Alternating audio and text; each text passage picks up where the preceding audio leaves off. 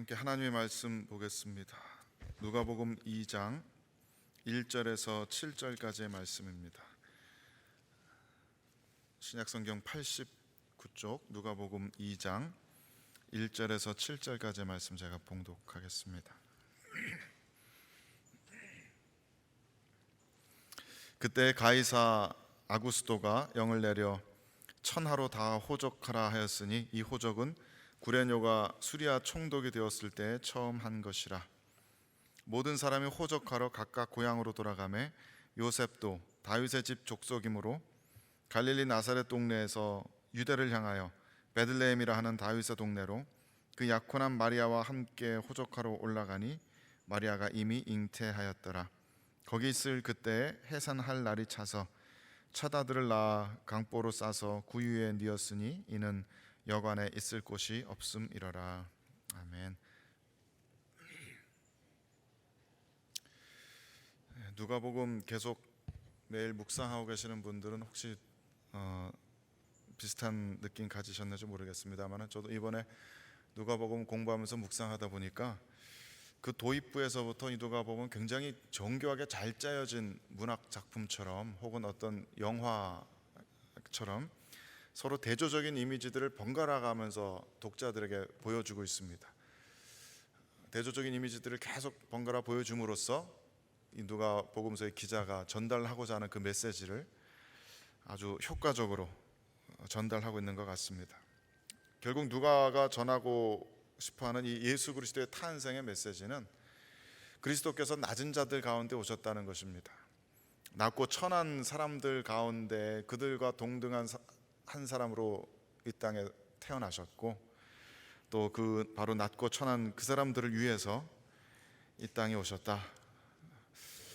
누가는 그런 메시지를 굉장히 효과적으로 문학적인 장치들을 통해서 전달하고 있는 것 같습니다.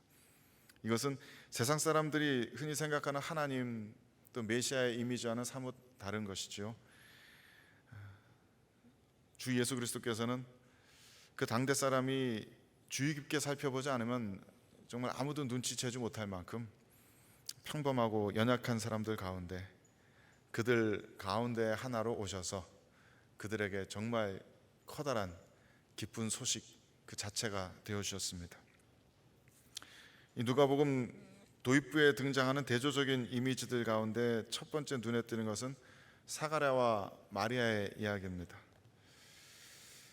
처음 이 복음서를 시작하면서 그 이야기가 사가랴에게서 시작한다는 것은 다소 의외이기도 하지만 또 어떻게 보면 당연하게 생각될 수도 있습니다. 이 장면을 만약에 영화로 만든다면 영화의 첫 장면은 아주 웅장한 나팔 소리가 들리고 화려하고 장엄한 성전 건물이 보이고 몰려드는 수많은 이스라엘 백성들과 또 그들 가운데 화려한 옷을 입은 제사장들이 화면에 가득한 그런 모습이 될 것입니다.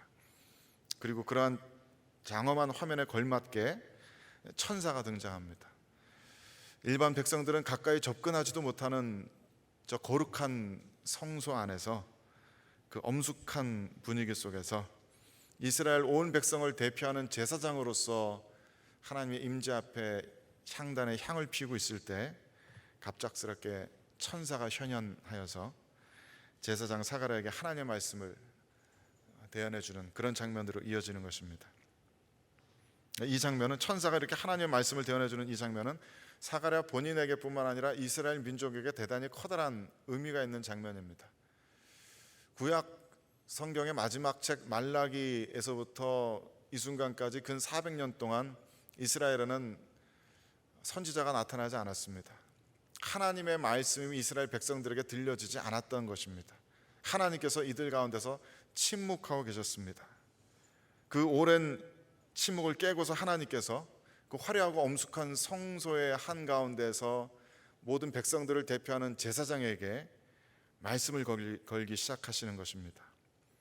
이제 곧 너에게서 아들이 태어날 것인데 그 아들은 모태로부터 성령의 충만함을 받고 하나님의 큰 일꾼이 되리라. 그런 소식입니다. 하나님께서 이스라엘 역사에 다시 개입하시기 시작하신 것입니다. 하나님께서 다시 역사하시기 시작하셨고 하나님께서 다시 말씀하기 시작하셨습니다. 하지만 이 사가랴의 아기는 메시아가 아닙니다. 메시아의 앞길을 준비하는 자, 메시아의 앞에 그저 한낱 바람잡이로 등장하는 자, 선지자일 뿐입니다. 그래서 만약 우리가 성경 스토리에 익숙하지 않다면 그 다음에 메시아의 탄생 소식이 들려올 때 그것은 아마도 제사장이 아니라 대제사장에게 예언이 되어지고 혹시 그 대제사장의 아들로 태어나는 자들이 되고 그런 것을 상상할 수 있을지도 모르겠습니다. 아마도 더 중요한 유대인들의 절기에 유월절이나 대속죄일 날 모든 이스라엘 민족을 대표하는 대제사장에게 그런 말씀이 들려지고 또 그 대제사장의 피를 이어서 우리들의 영원한 제사장이신 메시아께서 태어나신다, 그런 소식을 듣는 것이 자연스러운 흐름일지 모릅니다. 하지만 누가복음의 이야기는 이 화려한 성전의 장면에서 급하게 아주 먼 시골, 외딴 시골의 한적한 모습을 보여줍니다. 한적한 시골길이 보이고 사람이 그리 많이 다니지도 않는 조그만 마을, 당시 이방 사람들은 알지도 못했을 나사렛이라는 마을에 기껏해야 15살도 넘지 않았을 시골 처녀 마리아의 모습을 비춰줍니다. 그리고 우리에게 들려주는 놀라운 소식은 유대 민족이 수백 년 수천 년 동안 기다려온 그 메시아가 저 성전에서 제사장의 아들이 아니라 이 시골 마을의 가난한 처녀에게서 태어난다는 것입니다. 세상 사람들이 생각하고 기대했던 것과는 영 다릅니다. 저 예루살렘 사람이 아니라 시골 사람입니다. 하나님께서는 그렇게 화려하고 장엄한 또 위험 있는 왕으로서가 아니라 혹은 제사장으로서가 아니라 사람들이 눈여겨보지 않을 시골 사람으로 인류 역사 가운데 등장하셨습니다. 그리고 두 번째 이어지는 대조적인 이미지는 오늘 본문에 등장하는 아구스도 황제와 한 시골 부부의 모습입니다. 오늘 본문 1절 2절이 이렇게 시작합니다. 그때 가이사 아구스도가 영을 내려 천하로 다 호적하라 하였으니 이 호적은 구레녀가 수리아 총독이 되었을 때 처음 한 것이라.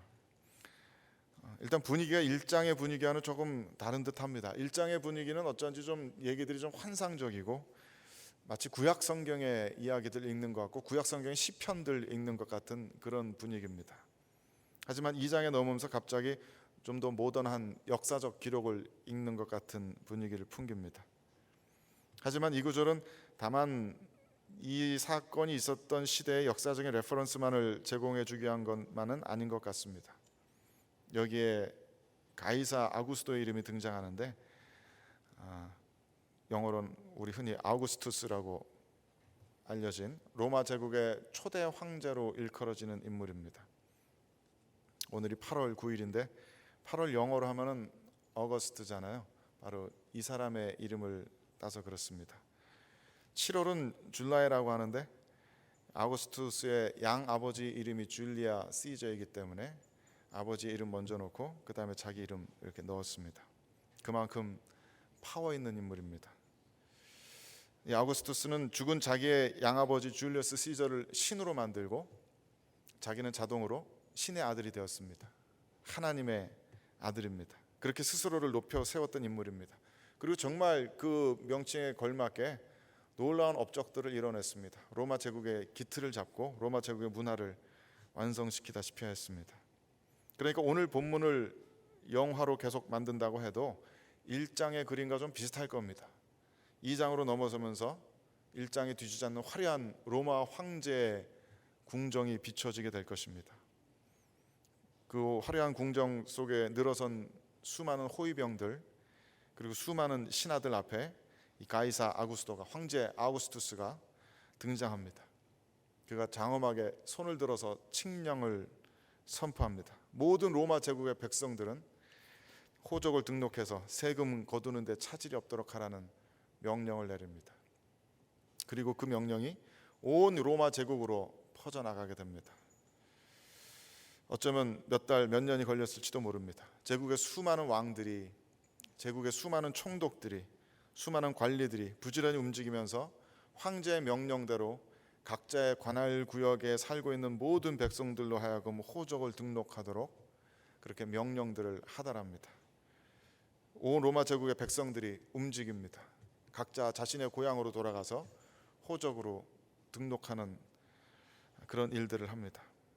그리고 이어지는 다음 장면은 저 시골 갈릴리 나사렛에서 굳이 이미 만삭인 아내를 데리고 약 150km 가까운 먼 여행길을 고되게 한 걸음 한 걸음 옮기고 있는 시골 부부의 모습을 비추어 줍니다. 힘없는 서민입니다. 정부의 권세에, 세상의 권세에 꼼짝없이 순종해야만 하는 낮은 자의 모습입니다. 그런데 놀랍게도 그리스도께서는 저 화려하고 힘있는 황제 궁정에 등장하시는 것이 아니라 저 로마 제국 아주 변방의 시골길을 터벅터벅 걸어가고 있는 시골 부부 그들과 함께 하고 계십니다. 이 가난한 시골 부부의 태중에 창조주의 독생자가 함께하고 계십니다. 또 다른 이미지들도 있는데 오늘 이 본문을 다른 복음서와 비교해 보면은 오늘 본문은 좀 싱거울 정도로 예수님의 탄생을 묘사하고 있습니다. 아주 담백하게 오늘 7절까지 예수님께서 이렇게 태어나셨다라고 이야기하고 있습니다. 그래서 오늘 본문에는 없는 것들이 많이 있습니다. 동방박사가 등장하지 않습니다. 먼 타국에서까지 메시아의 탄생을 계시받고 먼 여행을 감수하면서까지 온 세상의 왕으로 오신 그분께 예물을 드리는 이방인들이 등장하지 않습니다. 또 그 동방박사에게서 메시아의 탄생 이야기를 듣고 온 나라를 다 뒤집어가면서 온 나라의 어린아기들을 잡아 죽이려고 하는 헤롯 대왕의 모습도 등장하지 않습니다. 오늘 본문에 기록된 예수님의 탄생은 그렇게 좀 퍼블릭하고 떠들썩한 이야기가 아닙니다. 오히려 아주 조용하고 사적이고 은밀한 이야기처럼 기록되어 있습니다. 아기 예수의 탄생 소식을 듣고 제일 처음 예수를 보러 온 사람들은 왕도 아니고 동방박사도 아니고 들판에서 밤을 새우던 목동들이었습니다. 시각적으로 표현하자면 이 목자들의 행색은 도시의 다운타운에서 흔히 볼 수 있는 홈레스 분들에 가까운 그런 모습일 겁니다. 사회적으로도 천대받던 사람들이고 아무런 힘도 없는 사람들, 문화적인 영향력이 전혀 없는 그런 사람들이었습니다. 이런 사람들이 들판에서 무슨 계시를 받고 베들레헴으로 가서 어떤 아기를 보았다고 한들 그 이야기에 그렇게 귀 기울일 만한 사람들은 별로 없을 겁니다. 하지만 예수님은 이러한 사람들 가운데 등장하십니다. 낮은 자들의 하나님, 낮고 천한 자들의 하나님으로 이 땅에 오십니다. 누가복음 뒤에 14장 21절 말씀에 예수님께서 제자들에게 천국에 대해서 가르치시면서 잔치를 베풀고 사람들을 초청한 주인 이야기를 들려주십니다. 초청을 받은 사람들이 잔치에 오지 않자 그 우화 속 잔치의 주인은 이렇게 반응합니다. 이에 집주인이 노하여 그 종에게 이르되 빨리 시내 거리와 골목으로 나가서 가난한 자들과 몸 불편한 자들과 맹인들과 저는 자들을 데려오라 하니라. 이 주인이 베푸는 잔치가 곧 천국 잔치이고 이것이 곧 하나님의 나라를 의미한다고 할 때 누가가 말하고자 하는 메시지는 명확합니다. 하나님의 나라는 바로 이러한 사람들의 것이다. 가난한 사람들, 몸이 아픈 사람들, 맹인들과 저는 자들, 그러한 사람들을 위해서, 그러한 사람들 중에 하나로서 예수님께서 이 땅에 오셨다라는 것입니다. 예수님께서는 가난하고 연약한 자들의 하나님이십니다. 하지만 우리는, 교회는 누가의 이런 메시지를 자주 망각했던 것 같습니다.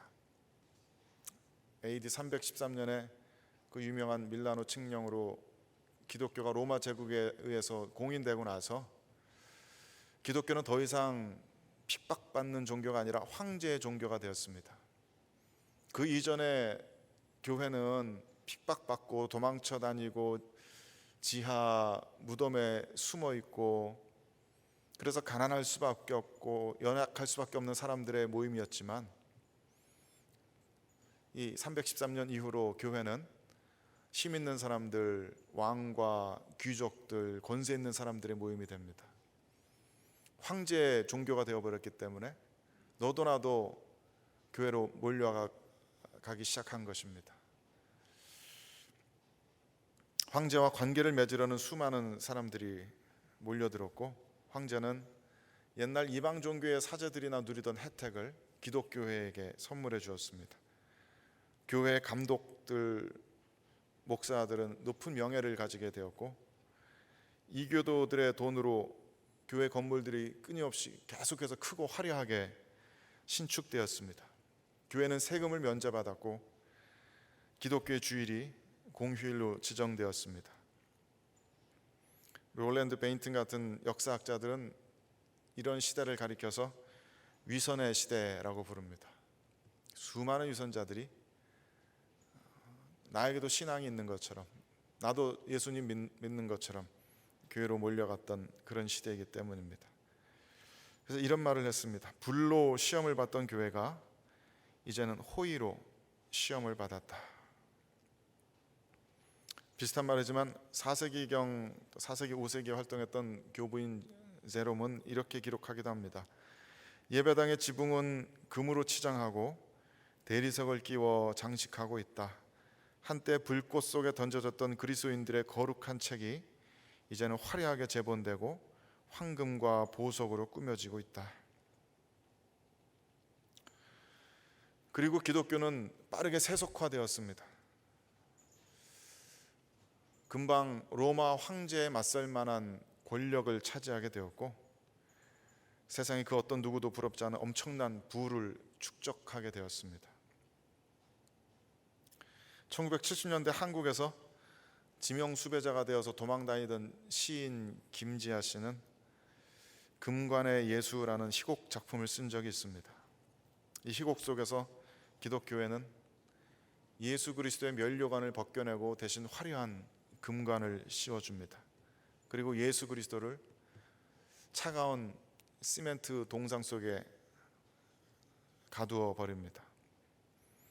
헌금도 안 들고 와서 고해성사하려는 창녀는 백해무익하게 여기고, 사회 정의 문제를 상의하러 오는 사람들은 귀찮기만 하고, 길거리에서 덜덜 떨면서 구걸하는 거지와 문둥이 몸에서 뿜어나오는 악취를 맡는 것은 성직자들에게 고역일 뿐입니다.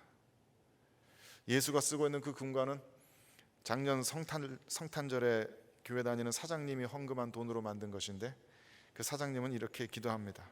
앞으로도 여러 교회 공사를 나에게 맡겨서 돈을 많이 벌게 해주면 머리뿐만 아니라 온몸을 금덩어리로 만들어 드리겠습니다. 지금 우리 시대의 신앙의 모습에도 우리들의 이러한 오해들은 여전히 발견될 겁니다. 교회 안에서 우리는 자주 신앙 좋다는 것을 하나의 어떤 권력 같은 것으로 착각하곤 합니다. 믿음이 좋지 않으면 또 초신자들은, 믿지 않는 이들은 좀 손가락질 은밀하게 받기도 하고, 교회 안에서 자신의 의견도 내기 힘든 힘없는 자들로 밀려나기도 합니다. 그러지 않으려고 노력합니다마는 우리는 자꾸 우리들 스스로와 믿지 않는 사람들 사이에 금을 그어놓곤 합니다. 교회 바깥의 세상에 대해서 경멸적인 시선을 보내기도 하고, 믿지 않는 이들의 세계관, 철학관, 또 그런 삶의 자세들은 모두 아무것도 모르는 영적 장님들의 어설픈 것으로 치부하기도 합니다. 예수 그리스도께서 낮은 자들 가운데, 소외된 자들 가운데, 힘없는 자들 가운데 한 사람으로 오셔서 그들에게 큰 기쁨이 되었다는 것을 우리는 신앙의 삶으로 살아내는 데 자주 그렇게 실패하곤 합니다. 물론 그러한 우리들 스스로의 허물을 극복하려는 노력들도 많이 보이고 그 대안들도 많이 제시되고 있습니다. 선교적 교회 운동, 미셔널 처치 운동도 그러한 대안 중에 하나입니다. 지금까지는 제도적 교회가 사람들을 어떻게 해서든지 많이 끌어모으려고 애썼고, 그래서 그 가운데 사회 문화적인 영향력을 많이 행사하려고 애를 써왔다는 것을 인정하면서 이제는 모이는 교회가 아니라 흩어지는 교회로서 세상 가운데 파고들어서 성도 한 사람 한 사람이 교회로서 세상 가운데 파고들어서 세상 사람들과 함께 살아가며 그 복음의 진리로 그들을 섬기려는 그런 급진적인 시도들이 많이 눈에 띄고 있습니다. 선교적 교회 보고하는 책들 보면 어떤 영국 쪽의 어떤 급진적인 분들은 술집 건물을 사서 교회를 세우는 것이 아니라 아예 교회를 나와서 술집을 차리셨다고 합니다. 그래서 그 조그만 동네에 구심점 역할을 하면서 그곳에서 사람들을 만나려는 그런 시도까지도 하고 있다는 소식을 듣습니다. 문화사역 하시는 앤디 크라우치 같은 분들은 우리 크리스천 한 사람 한 사람들의 삶의 자세가 먼저 변화돼야 한다고 가르칩니다. 그래서 우리들이 할 수 있는 또 해야 하는 훈련 두 가지를 제시하고 있는데요. 첫째는 특히 북미 지역의 고도로 발달한 문명 가운데 살아가는 크리스천들이 1년에 한두 번쯤은 자신에게 주어진 이 거대한 문화적 권력들을 다 내려놓고 자신들의 이런 문화적 권력이 전혀 쓸모 없어지는 곳으로 제3세계로 아프리카든지 뭐 남미든지 이런 곳으로 단기 선교 가보는 것은 좋은 훈련이 될 것이라고 권합니다. 셀폰도 필요 없어지고 인터넷 연결도 없는 그곳, 돈이 있어도 살 수 있는 물건 자체가 없는 그런 곳, 편안하고 안락한 자신의 삶의 자리를 떠나서 잠시라도 가난하고 소외된 그들과 함께 살아보려는 노력, 그런 것들이 우리들 자신에게도 굉장히 좋은 유익한 훈련이 될 것이라고 권고합니다. 두 번째 우리가 할 수 있는 훈련은 우리가 가지고 있는 문화적 권력을 사용해서 이런 문화적 권력을 소유하고 있지 않은 이들을 섬기고 또 그들에게 투자하는 것입니다. 그것이 문화적 청지기로서의 훈련이라고 가르칩니다. 그래서 예를 들어 말하자면 음악 교육을 전혀 받지 못하는 가난한 아이들을 위해서 음악 캠프를 열어주는 것, 어린이 여름 캠프 혜택 전혀 누리지 못하는 저소득층 동네 가서 하루 종일 그 아이들과 어울리면서 그 아이들을 위한 여름 캠프 열어주는 것, 그런 것들 말합니다. 이런 일들은 모두 예수 그리스도께서 이 땅에 오신 의미를 자주 망각하고 그저 화려한 곳, 힘 있는 곳, 세상에 어떤 구심점 역할을 하는 그런 곳으로 나아가려는 우리들의 헛되고 무익한 시도들을 무효화시킬 수 있는 훌륭한 좋은 대안들이 될 것입니다. 하지만 저 개인적으로는 이런 운동들의 선한 영향력에도 불구하고 마음 한구석에 여전히 찜찜하고 무거운 것들이 좀 있습니다. 우리가 해야 할 일들은, 또 우리가 섬겨주고 공급해야 할 일들은 세상에 너무나 많고 우리의 자원은 한정되어 있습니다.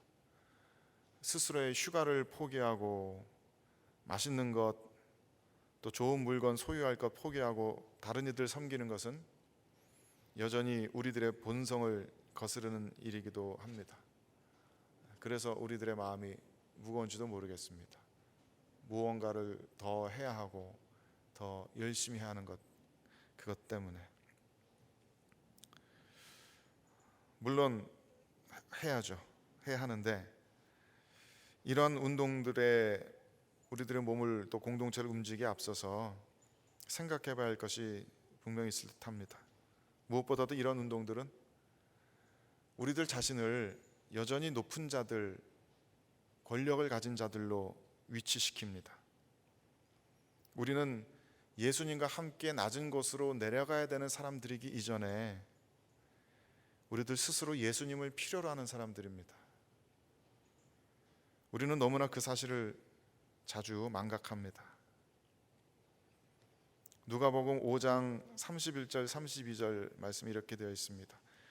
예수께서 대답하여 이르시되 건강한 자에게는 의사가 쓸데없고 병든 자에게라야 쓸데있나니 내가 의인을 부르러 온 것이 아니요 죄인을 불러 회개시키러 왔노라. 이 말씀에 의하면 우리가 우리 스스로를 의인으로 여기고 있는 한 우리는 예수님과 관계없는 사람들입니다. 우리가 우리 스스로를 썩 괜찮은 사람으로 여기고 있는 한, 또 그러한 공동체로 여기고 있는 한, 우리는 예수님께 도움을 받을 수가 없고 받을 필요가 없습니다. 오히려 우리는 예수님을 도와야 하는 사람들이 되어버립니다. 우리가 우리 스스로를 의인으로 여기고 있는 한 우리의 마음은 여전히 저 화려한 예루살렘 성전과 로마 황제의 궁전을 떠나지 않았습니다. 하지만 누가는 우리들에게 그 사실을 말해줍니다. 주님은 그런 곳에 나타나지 않으셨습니다. 제가 우리 교회에 처음 와서 청년도 처음 맡게 되었을 때, 그래서 사역 시작했을 때 저를 낙담하게 했던 것은 잘 안 믿는 친구들, 믿음이 연약한 친구들이 아니었습니다. 저를 힘들게 했던, 제 마음을 아프게 했던 친구들은 선교단체에서 훈련받은 친구들, 오랫동안 교회에서 자라왔던 친구들, 이제 청년들의 리더로 섬기고 있는 그런 친구들이었습니다. 한 사람 한 사람 그들 스스로의 삶 가운데 심각한 문제를 가지고 있음에도 불구하고 그들은 도무지 말씀에 귀 기울이려고 하지 않았습니다. 자신에게는 주님의 말씀이 필요 없는 것처럼 착각하는 것처럼 보였습니다. 그들은 계속해서 다른 청년들 가르치려고 하고 변화시키려고 하고 리드하려고 합니다. 그리고 그건 비단 어느 한두 명 청년들만의 문제는 아니겠죠. 이 앞에 서 있는 저 자신을 비롯해서 우리 모두가 스스로를 의인으로 여기고 스스로를 건강한 자로 여기고 있는 한 우리는 예수님을 필요로 하지 않는 자들이 됩니다. 예수님께서 낮은 자들 가운데 오셨다는 이 복음이, 그래서 우리도 함께 낮은 자리로 내려가야 된다는 이야기가 큰 부담으로만 느껴질 뿐 더 이상 복음으로 기쁜 소식으로 들리지 않습니다. 복음은 가난하고 연약한 자들의 것입니다. 정말 예수님을 절실하게 필요로 하는 자들, 예수님이 없이는 단 한순간도 살아갈 수 없다고 고백하는 자들, 스스로의 죄성을 뼈아프게 자각하고 매 순간순간 주님 붙들고 살려고 애쓰는, 주님께 모든 인생을 맡기고 의지하며 살아갈 수밖에 없는 그런 자들을 위한 복음입니다. 그런 자들에게만, 낮은 자들 가운데 낮은 자들을 위해서 오신 예수님의 소식이 기쁜 소식이 됩니다. 북미의 신학자들은 이미 1990년대부터 크리스텐덤, 기독교 제국의 종말을 이야기해 왔습니다. 이제 기독교는 더 이상 사회, 문화, 정치의 중심부가 아니다. 교회는 이제 이 모든 우리 세상의 중심부에서 힘을 쓰고 목소리 높이던 시대에서 이제는 주변부로 밀려나는 시대가 되어버렸다. 그렇게 이야기하면서 신학자들이 권고하는 것은 그러한 시대적 변화에 거스르려고, 그래서 여전히 계속해서 문화적 중심부에 남아있으려고 애쓰는 것이 아니라 중심부로 기꺼이 밀려나서 적극적으로 세상 가운데에서 세상 주변부로 가난하고 소외된 자들과 함께 살아가면서 그 가운데서 세상의 소금과 누룩으로서 존재해야 된다. 신학자들은 그런 권고를 해왔습니다. 그 이야기는 제가 믿기로는 마치 돈 많은 부자가 일부러 가난한 동네에 가서 함께 그들과 살아주는 것 같은 그런 삶을 의미하는 것이 아닐 것입니다. 그보다는 먼저 우리들 스스로가 이미 가난한 자들이고 소외된 자들임을 자각해야 합니다. 내 안의 죄성 때문에 절망하고 우리 사회, 우리 동네, 이 도시에 가득한 부패 때문에 눈물 흘리고 이 시대에 가득한 죄성 때문에 가슴을 찢어가면서 예수 그리스도의 복음의 완성을 더욱더 소망하며 철저히 주님께만 의지하는 그런 자들로 살아가야 한다는 그런 의미일 것입니다. 주변부로 밀려나서 그냥 소외되었다는 패배주의에 빠져서 서로 마음의 위로만 나누며 살 것이 아니라 우리는 연약한 자들이기 때문에, 우리에겐 더 이상 소망이 없기 때문에 주 예수 그리스도의 복음이 가져다 줄 그 완벽한 소망의 빛을 간절히 바라고 소망하는 그런 희망의 공동체로 우리는 살아내야 할 것입니다. 그리스도께서 낮은 자들 가운데 오셨다면, 그리스도께서 낮은 자들을 위해서 오셨다면 그리스도께서는 참으로 우리들 가운데에도 나타나실 줄을 믿습니다. 우리가 우리 스스로를 정직하게 들여다볼 때 우리가 약한 자들입니다. 우리가 천한 자들이고 우리가 부정한 자들입니다. 우리의 병든 것, 우리의 영혼이 부패한 것, 우리의 도덕적, 양심적으로 허물어진 것을 주님께서 불쌍히 여겨주시기를 바랄 뿐입니다. 겸비하게 낮춰진 우리들의 삶 가운데, 또 우리 교회뿐만 아니라 그리스도의 몸된 이 시대의 신앙 공동체 안에 소망의 빛 대신 주님께서 임하여 주시기를, 또 역사해 주시기를, 그 복음의 완성의 그날을 소망합니다. 함께 기도하겠습니다.